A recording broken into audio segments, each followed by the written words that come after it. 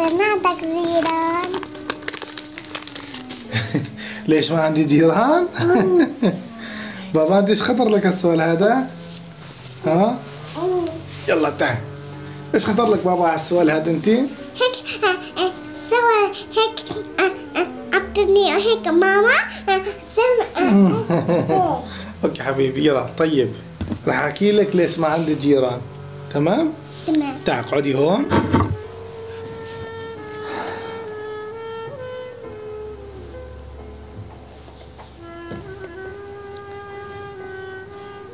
يا بابي ليش ما عندنا جيران؟ أنا كنت بصف الرابع، كنت أنا قاعد بالمدرسة صف رابع، أول ثاني ثالث رابع بالمدرسة. كان عمري كنت صغير أنا، أوكي؟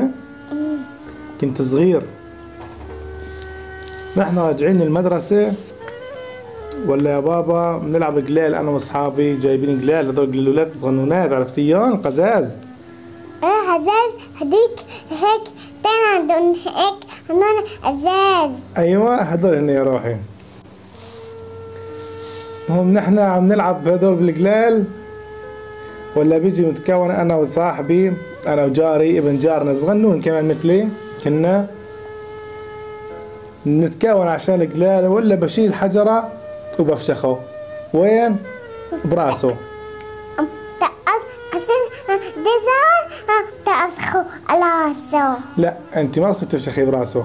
المهم انا فشخته براسه. ما بعد شوية نوب ولا جايني ابوه وجايني اخوه الكبير بدهم يقتلوني. جيت انا وين هزمت؟ وين رحت؟ رحت على البابا. هزمت قتلوك قتلوك. اي انا فشختهم وانهزمت لوين؟ لعند ابوي، لعند البابا انا انهزمت، لعند جده محمود انهزمت. هو انا بعد ما انهزمت لغايه قلت له يا بابا هيك هيك هيك القصه، فشخت ابن الجيران وعشان القلال. انا وين رحت وجد يقتلوني؟ انا وين رحت؟ يفشخوني يعني مثل ما فشخت ابنهم. وين رحت؟ انا لعند ابوي. قلت له يا ابو فشخت ابن الجيران، وصار يقول لي فشخت ابن الجيران، وصار يقول لي ياب ما بصير تفشخ اولاد، ما بصير تفشخ حدا. ليش؟ المهم انا بعد رحت احتمي بالبابا، احتمي بجده محمود. بعد ما رحت احتميت بجده محمود، وانه بيجي جده محمود بيمسكني كمان بقتلني. ليش بقتلني بتعرفين؟ ايه اعرف انا.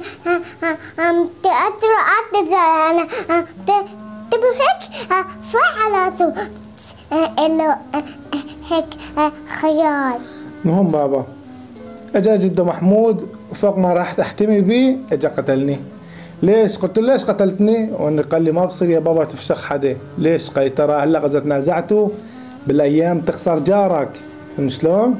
ايه خد شلون؟ ايه قال لي جده محمود، قال لي لا ما بصير تفشخ جارك وما بصير تزعل معه ولا بصير تزعله. قال ترى بالايام تخسروا بعض. ايه يا بابا. وهي هي هذا الحكي بال 2008، وهلا نحن بسنه 2023 ولا الحرام ضيع جاري.